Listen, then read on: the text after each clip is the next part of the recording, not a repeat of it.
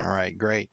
Welcome, members. I appreciate everyone getting on. I know these are definitely different times, so we're all having to adjust to doing meetings differently and doing everything differently, whether that's Zoom or whether that's WebEx or all the other platforms that folks are engaged in. So I appreciate you being flexible and logging in and getting right into it. So it looks like we haven't had any problems this morning. You guys definitely get the gold star for today. We'll go ahead and get going then. This is the regular scheduled meeting of the Private Probation Services Council meeting. I'm going to go ahead and call roll. Judge Larry Logan. Here. Great. Judge Lynn Alexander. Here. Stancil Ford. 844-108B2. If a physical quorum is not present at the location of a meeting of a governing body, the governing body must file such determination of the necessity, including the recitation of the facts and circumstances on which it was based, with the Office of Secretary of State no later than 2 working days of the meeting. Furthermore, TCA 844-108A3 defines necessity as matters to be considered by the governing body at that meeting require timely action by the body, that physical presence by a quorum of the members is not practical within the period of time requiring action, and that participation by a quorum of the members by electronic or other means of communication is necessary. This is the regular scheduled meeting for the Private Probation Service Council, and the purpose of today's meeting with all the members attending by teleconference is to discuss agenda as noticed on the website earlier.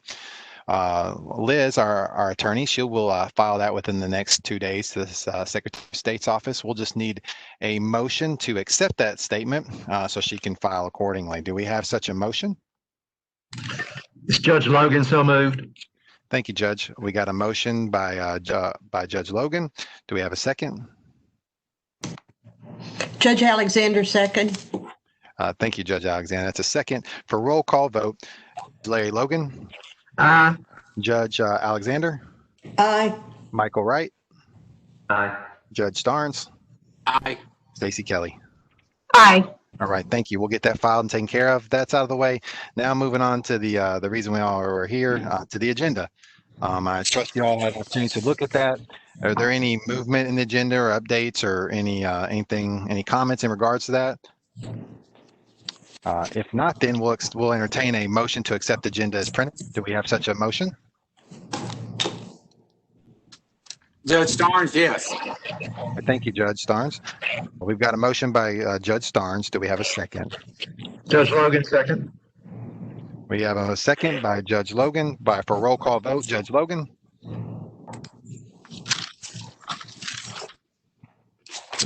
For roll call vote, Judge Logan. Aye. Judge Alexander. Aye. Michael Wright. Aye. Judge Starnes. Aye. And Stacey Kelly. Aye. All right, thank you. That's passed then. We'll move on to the November minutes. Are there any comments on the November minutes, edits, or anything in that regard? Okay, we'll entertain a motion to accept the November minutes then as written. Do we have such a motion? It's Judge Logan, so moved. All right, thank you, Judge Logan. Then we got a motion from Judge Logan. Do we have a second to accept the November minutes? Judge Starnes, yes. Second. Okay, thank you, sir. We have a second then now for roll call vote. Judge Logan. Aye. Judge Alexander. Aye. Michael Wright. Aye. Judge Starnes. Aye. Stacey Kelly. Aye. All right, thank you. That's been approved then. On to the director's report then. Let's take a look at the budget. That'll be number 3 in the documents that was sent to you previously. We won't spend a lot of time on here, but we will, of course, address the obvious. You'll notice every quarter we have the provider fee that comes in. So we have a spike in licensing revenue every third month. And but if you look down below, we're tracking in the red. Now, I will just remind you, we covered this at our last meeting. Of course, our last meeting was some time ago. That was back in, I believe, November of last year. And it's hard to believe it's moving so fast. We did have technology under June 19th, which is expense due to core enhancements, which were made due to recent law changes. Just remind you of that. So that the big expense there. And the investigations expense, that $5,000, belongs to private protective services, not private probation services. So we'll be tracking to make sure we get a reallocation on that. So that they're aware of that, and we'll be looking for some reallocation in that regard here shortly. Other than that, then what we have to come to, looks like the first of the, well, about December forward, you'll see we have, we're running in the red for the entire year, running in the red for about $13,000. That overall deficit is due to Edison payroll reallocation, due to a realignment of boards where private probation is now taking on more of those costs. Of course, we'll continue to monitor that to ensure we don't get too far into troubled waters in that regard and tweak accordingly. So it's not an exact science, but we'll continue to watch that. You'll see right there at November 19th where that board reallocation started happening. We're picking up more of the Edison payroll expenses from there forward. And as you see that 6,000 number, that's what's the cause of that. But we'll continue to tweak that accordingly. We're doing fine on our reserves, as you can see. We're right at 700,000 on reserves. So we're okay. We're doing fine, but we're going to continue to watch that and monitor that. Other than that, I didn't see anything outside the ordinary. Everything looked pretty, boilerplate template stuff. If anyone had any comments or questions, feel free to introduce those, and I'll entertain those now. Okay, that's just for informational purposes. That's for your own edification. Nothing to vote there on that. So we'll move on then to, it looks like, the election of officers. The TCA 163906 states, the council shall annually elect from its membership a chair, vice chair, and other officers as deemed expedient.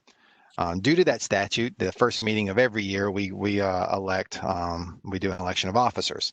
Although it's August, seems somewhat silly to be doing that in August, but since this is our first board meeting and since TCA requires that, we'll have to move forward in that regard. Right now, your current chair and vice chair, your current chair is Judge Logan, and your vice chair is Lynn Alexander.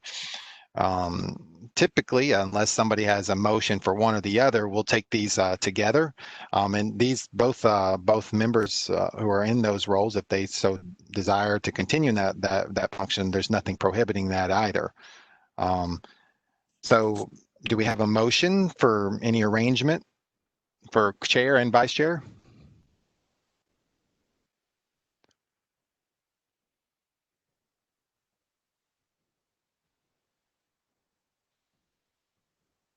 This is always the fun part.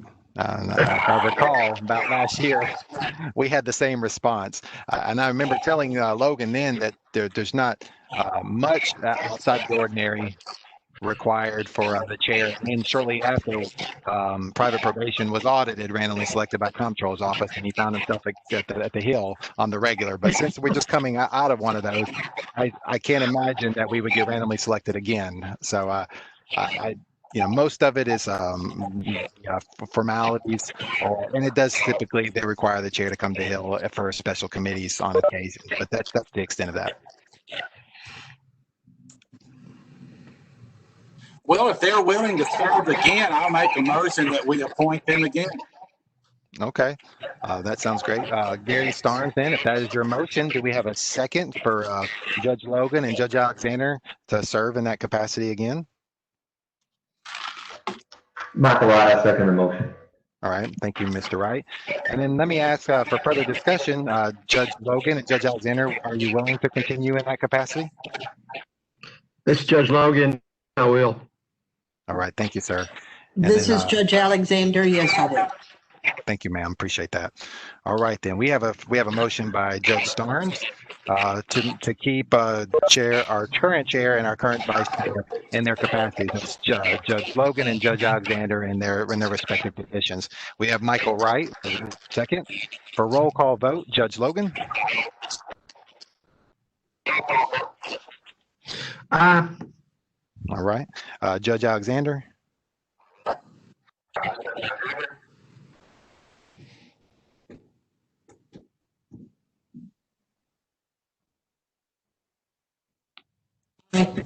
Sorry. That's okay. Was that a yes, Judge Alexander? That's it, yes. Oh, okay, good. I'm Thank you. multitasking. All right, Okay. I Yes. got it. No problem. We're all able to do that too. Thank you. Mr. Wright, Aye. thank you. Judge Starnes, Aye. and then Stacy Kelly. Aye. All right, great. All right, we have our officers then. We can move on to the CE update. Let me pull that up for myself as well.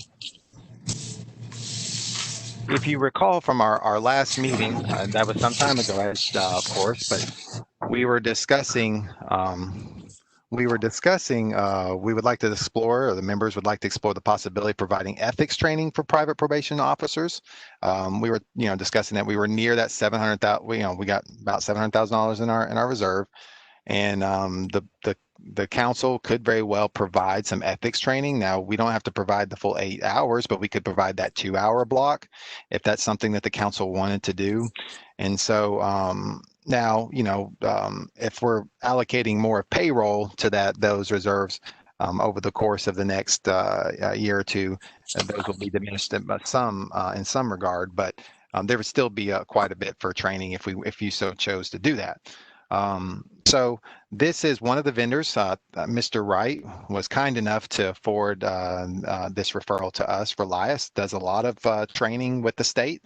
They work with a lot of private probation companies already. They also work with some corrections companies, a lot of different states in our immediate region. They work with Department of Revenue. They work with Department of Health. They have a very robust training platform. And they have a very strong virtual platform, which is in our current environment, you'll definitely see how that will be useful. If you'll look on, they gave them one example. I'll boil it down. We're looking at about $13,000 for this block of training, and basically they allow a basic. They have a lot of courses already. You'll see probably, I believe on. Let me see if I can find it. Yeah, the following pages are those courses. They have a basic community corrections package, and all of those courses would be available. Those are courses they've already done, they've already worked on, and would be available for our private probation officers if we so chose to go in that direction and pursue that. I didn't get a lot of, searched other vendors and wasn't successful in finding others that were comparable. However, since it is over $10,000 expenditure, this would be a request for a proposal. We would basically put out a bid for the others that would be interested. And, of course, Relias would compete based on what we have here. But this right here isn't for us to decide if we're going to go with Relias. It's just to give you an idea about what is available with this vendor. And if the council decided that they wanted to put this out for bid for other vendors, we could do that, but this kind of gets the conversation started. Any comments or questions about this?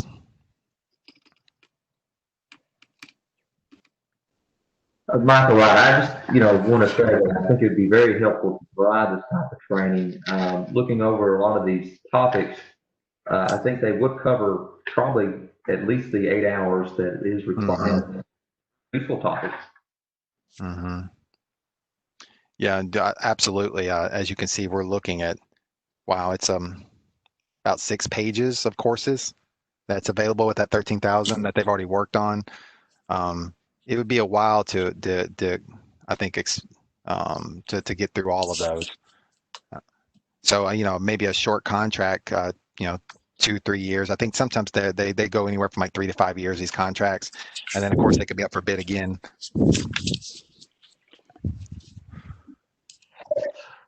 Glenn, this is Judge Logan. I really think ethics is something that they need to have ethics training. I think that would make the legislature a whole lot happier because when we went to the meetings up on the hill, when I went up there, that was one of the things that they were complaining most about. I have no idea why they the hours of training to 8 hours though. Mm-hmm. Mm-hmm. But I really think this is something that would be very beneficial because it would solve some of these problems. I think counties are getting sued over and we're getting complaints about. We could focus the request for proposal, Judge, then just on the 2 hours, so we can really sort of zero in on that the ethics training, and that would provide more budget for them to really expound on that and really make a robust course on that, cater to the council's will and their specs. We could do that. That's an option. Just throwing that out there in case somebody thought that was a good idea, or if there's or any combinations package like this. We could do the full 8 hours. We could explore 2 different options, but I believe that's probably a different request for proposal at that point. Does the commission just want to focus on the 2 hours ethics for now, and then price it and see if we get any vendor response?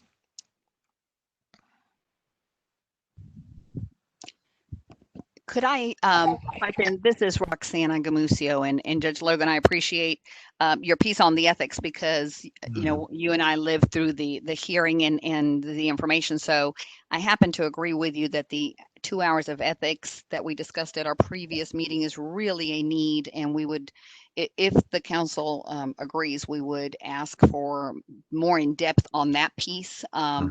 And I think please everyone, and definitely protect the clients that they are overseeing, and then maybe leave the other 6 hours at their discretion.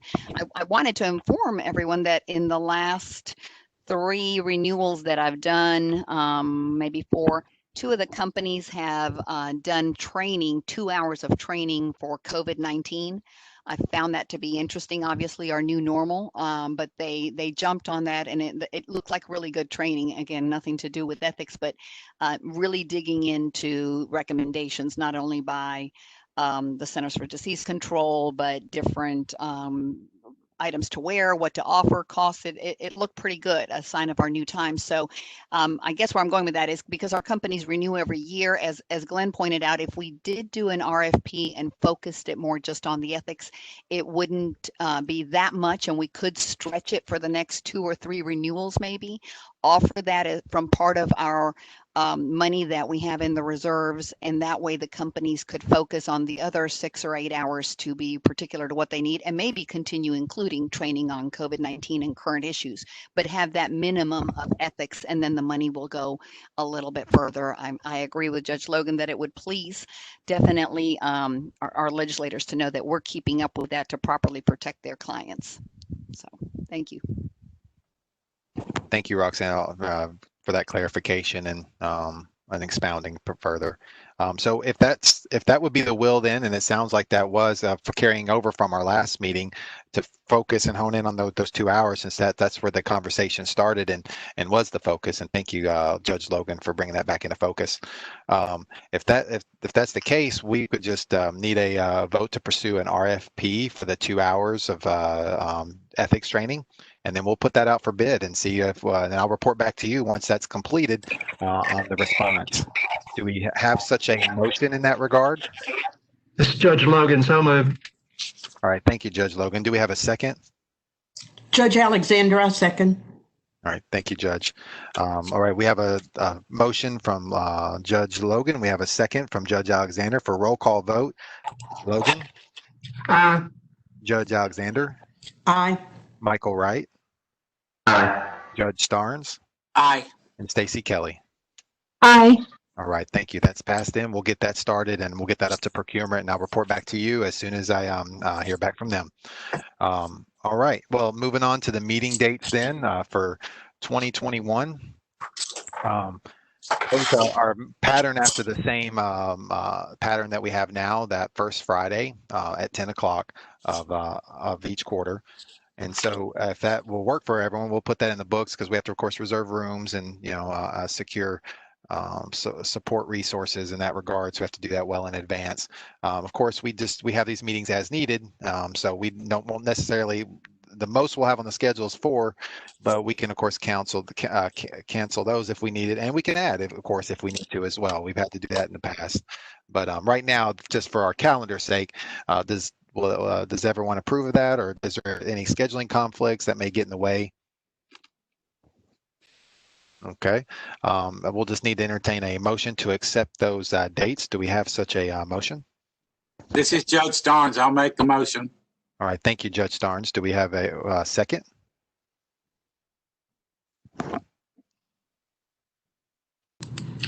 Logan, second. Thank you, Judge Logan. We now for roll call vote, Judge Logan, Aye. Judge Alexander, Aye. all right, Aye. Judge Starnes, Aye. and Stacey Kelly. Aye. All right, thank you. We'll get that posted on the website then, and you can go and mark your calendars. We've got that taken care of then. All right, down to the sunset update. Let me get that document. Okay. Yes. All right. As you know, we've completed the comptroller's follow-up questionnaire from the 2018 audit. It's hard to believe it's already been almost 2 years. And so we had the follow-up audit earlier this year, and we were waiting on a future hearing date. There were only two findings. The first finding was addressed. It was once an auto-approved glitch was identified and addressed, and then the second. Let me pull both of those findings up. And the second finding was also addressed with the company renewal SOP. Although not necessarily required, we've recently completed that to provide consistency in those processes. But those were the only two findings in the follow-up. They were pleased with the progress that's already been done. We've already detailed that in our last meeting, but the two that they came up with have already been addressed, and so I don't anticipate that we'll have any more action required, at least on our part. So we're just waiting to put that in the books, and then until randomly selected again, whenever that may be. So finding one, got it here in front of me, 17 private probation entities were approved without all documentation submitted. That was just an auto approval glitch in IT. That's been hardened up, identified, addressed, and those are no longer auto approving. So that once that was plugged, that's taken care of. And of course, then finding two, lack of standard practice for the storing and labeling of required renewal documentation within core.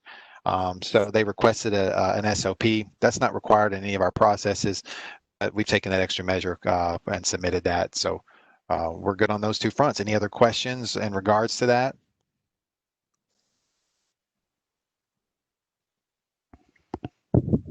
Okay, that was just for informational purposes. Unless Roxana, you had anything you wanted to add, I didn't have anything further on that.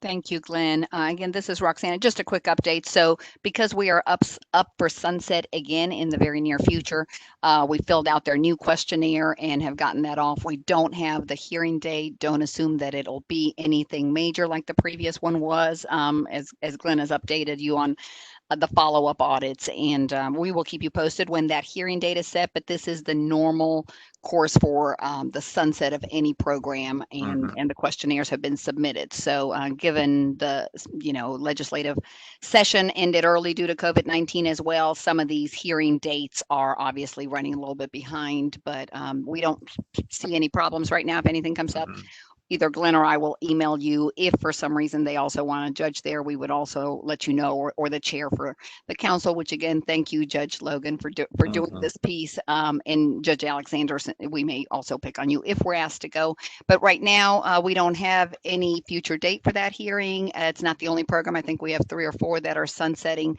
So that's the reason for the questionnaires, and the audits are usually as part of those sunsets, again, not unexpected. So Right.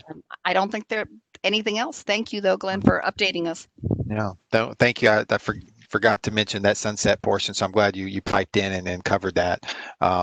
And I feel like we're in pretty good stead for the sunset. I mean, there won't be any surprise audits since we just came out of one, and then both of those findings were addressed and dealt with, and then our budget's in a really good place, and then that's addressed too, because now we're pursuing ethics training for which you guys approved to diminish some of those, so we're not building reserves, but also with the employment reallocation as well, more expenses coming out of this program in that regard. I think we're in a really good place. So looking forward to that and getting past that. Thank you, Roxanne. And we'll let everyone know once we get those dates. Okay. The legal report. Before we started, I was remiss in not introducing you to our new attorney, Liz Bendel. New to this program, but not a new attorney. She's works other programs and is also experienced, and she'll do a fine job, I have no doubt. Liz, is there anything that you'd like to say to address to the council? Good morning, everyone. Thank you for having me. I'm really looking forward to one day actually meeting everyone. I know that teleconference is a hard way to put a face to face, but I'm really happy to be here. And if you need me, I'm here. Thank you, Liz. And then, I'm sorry, Glenn, I didn't mean to No, cut you off. no, you're good. We're ready for the legal report. So I think you were about to transition there. Okay, awesome. I know every board does this a little different, or council does it a little differently. I'm going to do a high-level review of the complaints. I know the first one I had marked as to be discussed. I believe all of you received the report last week. Glenn had sent it out, or the beginning of this week, Glenn had sent it out. So the first one is complaint 2020-03-3461. This is an administrative complaint that was opened when a respondent had failed to provide several required documents as part of their renewal. They were reached out to multiple times and they failed to provide the documents, as well as had been unresponsive to all requests. So I did some background. I know the report indicates that they had not responded, but they did respond in May, and they indicated that they would be providing the documents in June of 2020. At this time, legal was not able to locate any of the documents in any of the systems. I'm not sure if Glenn or Roxanne have any last minute information on whether or not they were able to provide documents. Yes, I can add to that. Liz, they have. It obviously took forever, and this is one of the items that the auditors also addressed. And not what we would love to do is have to open complaints to resolve things. Unfortunately, some of our companies just don't follow up with these things, and this was the one. So at this point, we do have what we need from that company. Okay, great. So then it'd be legal's recommendation to do a letter of warning at this time, just so that we don't have a future problem like this. They don't have any disciplinary history, and I am happy to hear that they did provide the documents. And then the second complaint is a consumer complaint that they alleged misconduct from the respondent. Legal did some research, and the research indicated that this was a public county-run probation company. It's not a private probation company. They're not licensed under us, and neither is the respondent themselves. So because the council does not have jurisdiction over this complaint, it's legal's recommendation to close this complaint. I don't know if any of you have any questions or if you'd like to vote on those.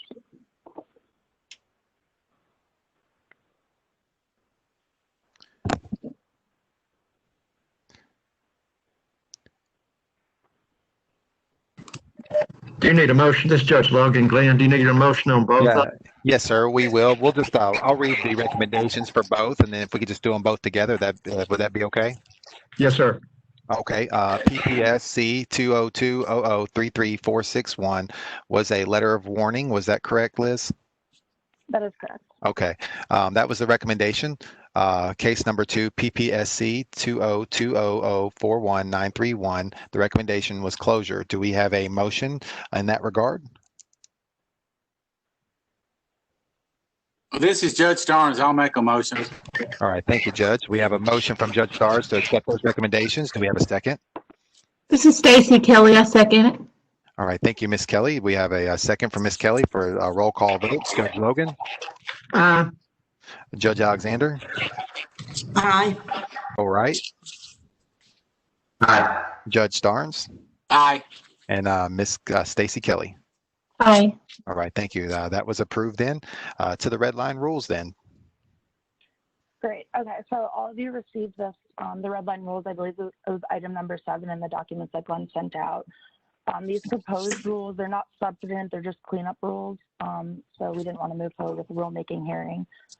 They would reduce the late renewal fees and eliminate the late penalty fee for untimely provider fees. So it would reduce the late fee from $100 to $25 if it was received 30 days late, and then from 31 to 60 days late, it would reduce the fee from $200 to $125. And you can find that on your document. It's page 2, and it's rule 1177-01-.07. And that's on renewal and updated registration. And then the second rule change would be an elimination of a 5-cent penalty fee. And that's rule 1177-01-.08. And that's quarterly provider fees. That's the header of that. And that would completely remove subsection D, which says that there will be an additional fee of 5 cents per probationer reported for every 10 days by which the provider fee is late. I don't know if any of y'all have any questions or comments on any of these rule changes. I'd be happy to answer them. Otherwise, I'd like to move forward on a roll call and move forward on the next steps for these proposed rules. Liz, this is Roxana. If I could add a couple of items just also Of for the course. record. So the first item, of Yeah. course, is to be in line with the law. As you all know, the law actually changed and dropped that penalty, similar to an item Judge Logan pointed out earlier regarding the continuing education dropping from 20 to 8, that we aren't 100% sure why that happened, but it did. This penalty went from 100 to 25 on the penalty and the law. So our rule needs to be consistent. So that, as she said exactly, is just a cleanup item. And again, we follow up so companies are not late renewing, but sometimes they don't reply. And so that $25 would be added. The second rule piece, we really thought, especially after the audit and the ongoing issues we've always had with this 5-cent odd penalty, it does not bring the program in money. I mean, it does, but it is truly not worth it from a financial perspective. We can't separate the amount to be 100% accurate because they lump it later with the quarterly provider fee. And then on occasions, several occasions, we've had them add that penalty to the follow-up quarter provided, so we can't identify how much it is, but it is, at most several hundred a year. It is not a significant dollar amount. And what happens is that rule is is written in such a way that you're counting days. So the companies are almost always sending the incorrect amount. We've had to do refunds for $10 to $25 because they've calculated wrong and we can't keep any money. So you all are probably following along with why it is so difficult to track and then keep up with and follow up with when on occasions they're not sending us $2, right?